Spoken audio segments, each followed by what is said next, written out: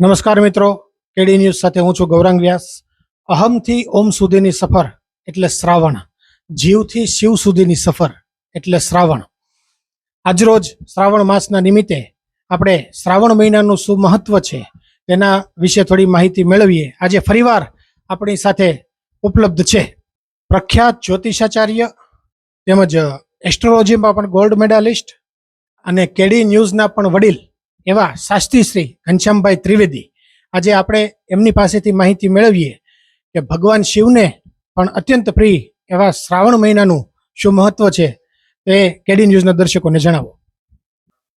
ખૂબ ખૂબ ધન્યવાદ કેડી ન્યૂઝ પરિવારને અને સમગ્ર દર્શકોને આગામી શ્રાવણ મહિનાની ખૂબ ખૂબ શુભકામના. રુદ્રાભિષેકના અષ્ટાધ્યાયી રુદ્રની અંદર એક બહુ સુંદર પેલા અધ્યાયમાં 5મો મંત્ર છે.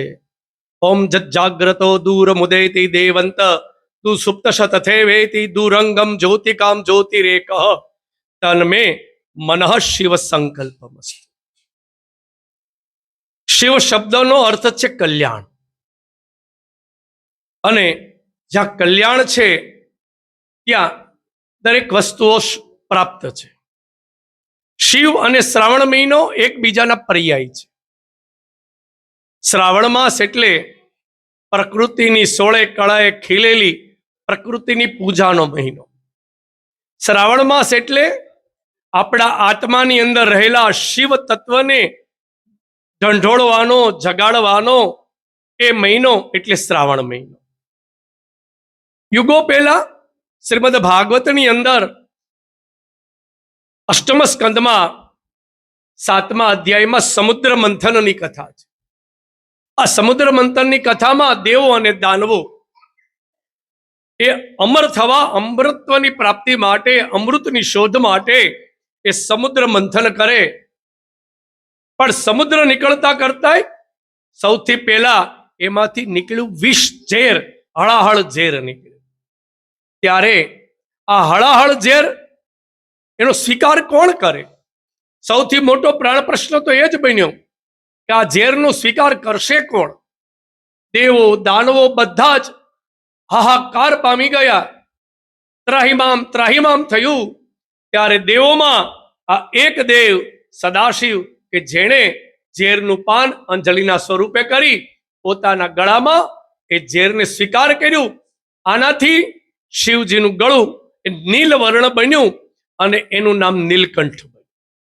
ભગવાન શિવે ઝેર સ્વીકાર કરી સમગ્ર બ્રહ્માંડની રક્ષા કરી. આથી દરેક દેવો, દાનવો, યક્ષો, ગંધર્વો, કિન્નરો, અસુરો બધા ખૂબ રાજી થઈ ભગવાનના ગળાની અંદર જે દાહ થતો હોય ઝેર પીવાથી, એ દાહ શાંત બને એ માટે એની ઉપર જળથી અભિષેક કરે. જળ અર્પણ કરે, દૂધ અર્પણ કરે, પંચામૃત અર્પણ કરે, આવી અનેક વસ્તુ અર્પણ કરે. અને એ જે સમય, એ જે મહિનો હતો એ શ્રાવણ મહિનો. શ્રાવણ મહિનો એટલા માટે શિવને પ્રિય છે કે શિવે સમગ્ર બ્રહ્માંડની રક્ષા કરી. સમગ્ર બ્રહ્માંડની રક્ષા કરનારનો જો કોઈ મહિનો હોય તો એ આ શ્રાવણ મહિનો. ખૂબ ખૂબ ધન્યવાદ ઘનશ્યામભાઈ, ખૂબ સરસ માહિતી આપી કેડી ન્યૂઝના દર્શકોને. હવે આપણે ઘનશ્યામભાઈ પાસેથી એ જાણીએ, શાસ્ત્રી શ્રી પાસે, કે ભાઈ આ શ્રાવણ મહિનામાં જે ઉપવાસનું મહત્વ છે તેના વિશે અમારા દર્શકોને જણાવો કે ઉપવાસ શા માટે કરવામાં આવે છે. અને બીજું કે સૌથી યક્ષ પ્રશ્ન એ હોય છે કે કયા મંત્રનો જાપ કરવાથી ફળદાયી માનવામાં આવે છે. તો એ બે વસ્તુ ખાસ કેડી ન્યૂઝના દર્શકોને જણાવો. બહુ સુંદર વાત છે કે શ્રાવણ મહિનાની અંદર દેહની શુદ્ધિ, મનની શુદ્ધિ અને આત્માની શુદ્ધિ માટે ઉપવાસનું મહત્વ છે. આપણે જાણીએ છીએ ઉપવાસ, ઉપ એટલે નજીક, વાસ એટલે રહેવું. ઉપવાસ શબ્દનો અર્થ છે ઈશ્વરની નજીક રહેવું, એ આત્મ તત્વની નજીક રહેવું, પ્રભુની નજીક રહેવું. એટલા માટે આ ઉપવાસનું મહત્વ છે. શારીરિક રીતે જોઈએ તો ઓછું જમવાથી આ દેહની અંદર સ્થૂળતા, આળસ, આ બધી વસ્તુ ઓછી આવે, મેદ ઓછો થાય, પ્રમાદ ઘટે. એ માટે પણ ઉપવાસનું મહત્વ છે. આપનો બીજો જે પ્રશ્ન છે કે શિવજીના કયા મંત્રના જપ કરવા, કયા મંત્રનું અનુષ્ઠાન કરવું, તો શિવજી માટે તો કયા મંત્રની ખોટ હોય? શિવ પુરાણની અંદર અનેક અનેક અનેક મંત્રો આના આપેલા છે. સૌથી સહેલો અને જેને 24 કલાક આપણે બોલી શકીએ, મુખપાઠ થઈ જાય એવો જો કોઈ મંત્ર હોય શિવજીનો, તો એ છે પંચાક્ષર મંત્ર, ઓમ નમઃ શિવાય.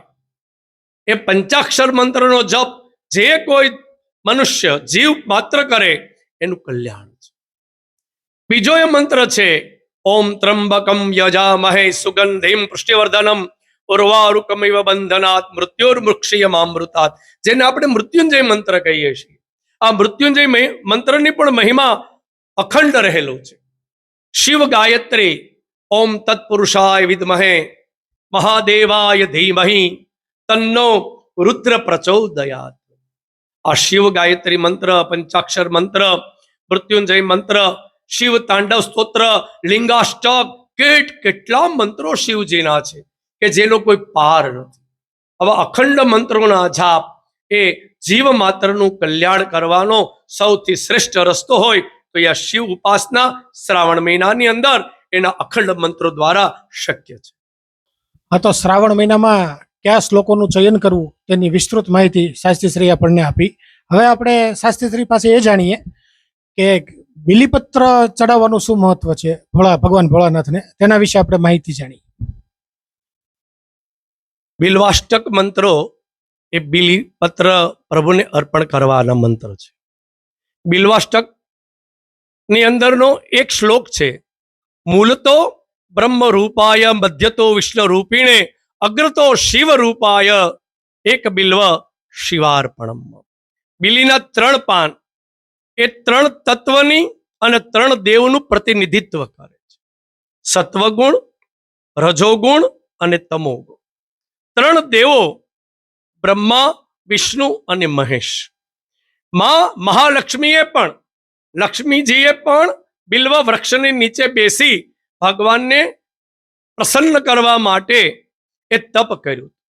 લક્ષ્મીજીને પણ બિલ્વ પત્ર પ્રિય છે, ત્યારે પ્રભુએ તો આ 3 તત્વોનો એકાકાર થાય વ્યક્તિને, સત્વગુણ, રજોગુણ, તમોગુણ, અને આ 3 તત્વમાંથી જીવ માત્ર બહાર આવે એ માટે બિલ્વ પત્ર પ્રભુના શરણે અર્પણ કરી આ દેહની અંદર રહેલી કામ, ક્રોધ, લોભ, મોહ, મદ, માયા, મત્સર, અવિદ્યા, આ દરેક તત્વોને દૂર કરવા માટે અને સાત્વિકતાને પ્રાપ્ત કરવા માટે બિલ્વ પત્ર પ્રભુના શરણમાં ખાસ કરી શ્રાવણ માસમાં વિશેષ અર્પણ કરવામાં આવે.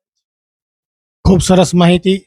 હવે શાસ્ત્રીશ્રી અમને જણાવો કે બેલીપત્ર સિવાય બીજી કઈ વસ્તુ અર્પણ કરવાથી ભગવાન ભોળાનાથને વધારે ખુશ રાખી શકાય શ્રાવણ મહિનામાં, તેવો દર્શકોનો પ્રશ્ન છે.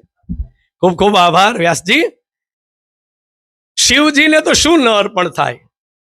શિવ પુરાણમાં 30 દિવસની અંદર શ્રાવણ માસના 30 દિવસમાં 30 અલગ અલગ વસ્તુથી શિવજીના અભિષેકનું વિધાન છે. ત્યારે એક વસ્તુ તો તમને ખાસ કહું, કંઈક અર્પણ કરવાથી કંઈક મળે છે. તેન ત્યક્તેન ભુંજિતઃ. શિવજીને તમે દૂધ અર્પણ કરાવો તો ભગવાન ભોળાનાથ આપણને કુબેરનો ખજાનો આપે. દહીં અર્પણ કરાવો તો આપણને વૈભવ આપે. ઘી અર્પણ કરાવો તો ભાગ્યોદય અર્પણ થાય, આપણો ભાગ્યોદય થાય. મધ અર્પણ કરાવો તો સર્વત્ર સ્નેહ પ્રાપ્ત થાય. અને સાકરનું જળ ભગવાન શિવલિંગની ઉપર જો આપણે અર્પણ કરીએ તો આપણા ઘરમાં અખંડ લક્ષ્મીની પ્રાપ્તિ થાય.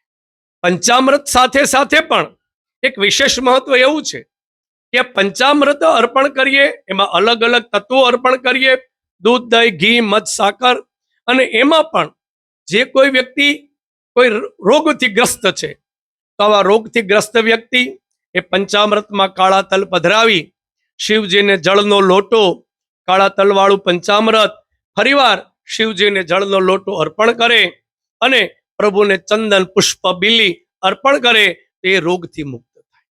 કોઈને વિદ્યાની પ્રાપ્તિ જોઈએ છે તો રુદ્રીનો પાઠ કરતા કરતા મનમાં ઓમ નમઃ શિવાય બોલતા બોલતા ભગવાન શિવનું આરાધન કરતા કરતા ચણાની દાળ અર્પણ કરો. તો એ વ્યક્તિને વિદ્યાની પ્રાપ્તિ થશે. કોઈને સંતાનની જરૂરિયાત પ્રાપ્તિની જરૂર છે તો દુર્વાનું જળ, લીલી દુર્વાના જળથી શિવજીને જો રુદ્રીના પાઠથી, રુદ્રાભિષેકથી અભિષેક કરવામાં આવે તો એને સંતાનની પ્રાપ્તિ. ભોળાનાથ તો એવો છે, એ ઓઢરદાની કહેવાય છે. ફક્ત તમે સંકલ્પ કરો એ તમારો સંકલ્પ સિદ્ધ કરનાર બને છે. વાહ, ખૂબ સરસ માહિતી આપી. કોને એક ઈચ્છા વાંચુકો માટે ના જે મંત્ર જાપની સાહેબે જે યાદી આપી કે ભાઈ આ જે રીતની જેની ઈચ્છા હોય તે આ મંત્ર કરવાથી તેને ફળદાયી થઈ શકે. હવે આપણે વિશેષ શાસ્ત્રીજી પાસે એ જાણીએ કે રુદ્રાભિષેકનું શ્રાવણ મહિનામાં શું મહત્વ છે. રુદ્ર રુદતી ઇતિ રુદ્ર. જે કોઈ જીવ રડતો હોય એ રડતો જીવ જ્યારે શિવજીની પાસે આવે અને એને જ્યારે એનું રુદન પૂર્ણ થાય, આ રુદ્ર છે. રુદ્ર શિવ, એના અભિષેકના અનેક પ્રકારો છે.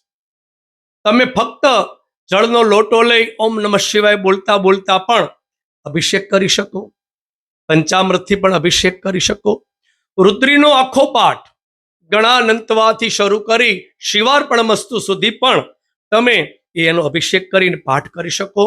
11 બ્રાહ્મણોને બેસાડી 11 બ્રાહ્મણો 11 વખત રુદ્રીનો પાઠ કરી અને જે લઘુરુદ્ર કરી શકે એવા 121 રુદ્રીના પાઠથી પણ ભગવાન શિવજીને લઘુરુદ્ર આપણે કરી શકીએ. અને એવા અતિરુદ્ર, અતિ મહારુદ્ર એવા અનેક લઘુરુદ્રો અને સાથે સાથે હોમાત્મક લઘુરુદ્રો પણ શિવજીની કૃપા પ્રાપ્તિ કરવા માટે આપણે કરી શકીએ છીએ. ઈશ્વર કેડી ન્યૂઝના તમામ દર્શકોને ભગવાન ભોળાનાથ કૃપા પ્રાપ્તિ અર્પે. તેમજ બીજું આપણે શાસ્ત્રીજી પાસે એ જાણીએ કે આજની જે યુવા પેઢી છે તે શ્રાવણ માસને કઈ રીતે અર્થપૂર્ણ બનાવી શકે તેના વિશે થોડી અમને માહિતી આપો શાસ્ત્રીજી. આજનું યંગ જનરેશન, જેન ઝેડ મારી ભાષામાં કહું તો, હા જેનઝી, તો આજનું જનરેશન સલાહ લેવા માટે એઆઈને કે ગૂગલને પૂછે છે. ખૂબ બુદ્ધિવાળા છે, આધ્યાત્મિક છે, ઈશ્વરની અંદર પૂર્ણ શ્રદ્ધા ધરાવનારા છે. એ આજનો જેન ઝેડ છે, આજનું જે યુવાન છે એને સાચા અર્થમાં ઈશ્વરમય બનાવી અને એને સાચી શ્રદ્ધાનો જો અનુભવ કરાવીએ તો આ યુવાનો એની અંદર રહેલી પ્રતિભા, એની અંદર રહેલી શક્તિ સાચા અર્થમાં ખીલે. અને આજનો યુવાન આવતીકાલનો એવો શ્રેષ્ઠ નાગરિક બને કે સારામાં સારો આઈપીએસ ઓફિસર બને, આઈએએસ ઓફિસર બને, સારામાં સારો દેશ ભક્ત બને. અને આવા યુવાનો જ્યારે જ્યારે ધર્મના માર્ગે ચાલ્યા છે ત્યારે ધર્મને અને રાષ્ટ્રને આ યુવાનોથી ખૂબ લાભ છે. અને આજે પણ આપણા દેશની અંદરના તમામ યુવાનો દ્વારા આપણો દેશ થોડા જ સમયની અંદર જોઈએ છીએ કે ધીમે ધીમે ધીમે પ્રગતિને પંથે છે અને રહેશે. હવે આપણે શાસ્ત્રીજી પાસે એ જાણીએ કે ભાઈ શ્રાવણ માસ જે છે એ આ આધ્યાત્મિકતા આ ડિજિટલ યુગમાં કઈ રીતે જાળવવી એ ખાસ જરૂરી છે કે એ આપણને એમાં માર્ગદર્શન આપે. યુગ ડિજિટલ છે પણ આધ્યાત્મિકતા એ વ્યક્તિની પર્સનલ પોતાની બાબત છે. શાસ્ત્રમાં લખ્યું છે ધર્મો રક્ષતી રક્ષિત. જે ધર્મની રક્ષા કરે છે, ધર્મ સમય આવે એની રક્ષા કરે છે. દરેકના હૃદયમાં શ્રદ્ધા બેઠેલી છે. એ શ્રદ્ધા એ કોણ છે? રામાયણની અંદર તુલસીદાસે લખ્યું છે જગત માતરો વંદે શ્રદ્ધા વિશ્વાસ રૂપીણ. શ્રદ્ધા છે એ સાક્ષાત માં પાર્વતી છે, જ્યારે વિશ્વાસ છે એ ભગવાન શિવ છે. અને શ્રદ્ધાના જ્યાં બાબત હોય ને ત્યાં કોઈ પુરાવાની જરૂર નથી. ધન્યવાદ. ખૂબ સરસ માહિતી આપી સાહેબજીએ કે ભાઈ શ્રદ્ધાને કોઈ પુરાવાની જરૂર હોતી નથી. અને આજે આપણે જે જગ્યાએ આ શ્રાવણ માસના મહત્વ વિશે સાહેબજી પાસેથી જાણીએ છીએ તે જગ્યા એટલે સોમેશ્વર મહાદેવ, સાવરકુંડલામાં હાથસણી રોડ ઉપર જંગલ ખાતાની બાજુમાં આવેલા સોમેશ્વર મહાદેવ વિશે પણ અચૂક આપણે જાણીએ શાસ્ત્રી શ્રી પાસે કે આની થોડી અમને ડિટેલ આપો. થેન્ક યુ, આભાર. અહીંયા વર્ષો પહેલા 1981-82 થી ધીમે ધીમે ધીમે સાવરકુંડલાની બહારના આ વિસ્તારોમાં સોસાયટી યુગની શરૂઆત થઈ. ત્યારે સૌથી પહેલા આ જે જગ્યા જ્યાં અત્યારે આપણે સોમેશ્વર બાપાનું મંદિર જોઈએ છીએ, ત્યાં મૂળ તો આ જગ્યા એ લાખારામ બાપુની છે, એક ઉદાસીન વ્યક્તિની સમાધિની એ જગ્યા. આ જગ્યા ઉપર ધીમે ધીમે ધીમે Shivshakti society, Chandramouli society, Gajanand park, આ બધી સોસાયટીઓનું નિર્માણ થયું. અને આ સોસાયટીના રહીશો અને આગેવાનોએ ભેગા મળી મનથી એક નિર્ણય કર્યો, ભાઈ આ જગ્યા આટલી બધી સારી છે, આ જગ્યાનો વિકાસ થાય તો ખૂબ સારું. અને સોસાયટીના સહયોગથી, બધા દાતાઓના સહયોગથી આજ આપ સૌ જોવો છો એવું સુંદર મજાનું વિશાળ સોમેશ્વર મહાદેવનું મંદિર થયું. 2007માં અહીંના અમે જ બધા ભૂદેવોએ ભગવાન ભોળાનાથનું અહીંયા વાજતે ગાજતે લાવી અને 3 દિવસ સુધી પ્રાણ પ્રતિષ્ઠા મહોત્સવ કરી. અને આજે આ જગ્યા એ જીવતું જાગતું સાવરકુંડલાની તીર્થ સ્થાન બન્યું છે. અહીંયા આબાલ વૃદ્ધ સૌ પોતપોતાના સમય આવે છે. નેચરલ જગ્યા, અને અહીંના સંત જે છે એ પણ સરળ અને એકદમ માયાવી અને ઈશ્વરમય શિવમય છે. ખૂબ જ અદ્ભુત જગ્યા છે. કેડી ન્યૂઝ પણ અહીંયા પ્રથમવાર આવ્યું છે આજે, અને એકદમ આહલાદક જગ્યા છે. વડીલ, વૃદ્ધો, બાળકો સૌ સાથે મળીને બેસી શકે એવી જગ્યા છે. એકવાર અચૂક આ જગ્યાની મુલાકાત શ્રાવણ મહિનામાં દર્શકો લે એવી અભ્યર્થના. આપણે સાહેબજી પાસે એ જાણીએ કે શ્રાવણ માસ ભક્તોને શું શીખવે છે, અને શ્રાવણ માસમાં આપ દ્વારા ભક્તોને શું સંદેશો આપવા માંગો છો, તેની થોડી ડિટેલ અમને આપો. શ્રાવણ માસ એટલે શિવની ભક્તિનો માસ. શ્રાવણ માસ એટલે કલ્યાણની પ્રાપ્તિનો માસ. શ્રાવણ માસ આપણને અખંડ ભક્તિ શીખવે છે, સાથે સાથે પ્રકૃતિની પૂજા શીખવે છે. કારણ કે સાચા અર્થમાં શ્રાવણ માસ એ આપણા શાલિવાહન શકનો 5મો મહિનો છે. આપણને તો એમ થાય કે શ્રાવણ મહિનો કારતક મહિનાથી ગણતા ઘણો દૂર છે, પણ આપણું શાલિવાહન શકથી પહેલો ચૈત્ર મહિનો શરૂ થાય એ અનુસંધાને આ શ્રાવણ માસ એ 5મો મહિનો. શ્રાવણ માસ એટલે ભક્તિનો મહિનો, શ્રાવણ માસ એટલે પ્રકૃતિનો મહિનો, અને શ્રાવણ માસ એટલે કલ્યાણનો મહિનો. શું સંદેશો આપવા માંગશો આપ? શ્રાવણ માસમાં દર્શક મિત્રોને એવો સંદેશો ખાસ તો આપું, એક મહિનો એટલે ભગવાન શિવની આરાધનાનો મહિનો. જીવ અને શિવને એકાકાર માટેનો આ મહિનો.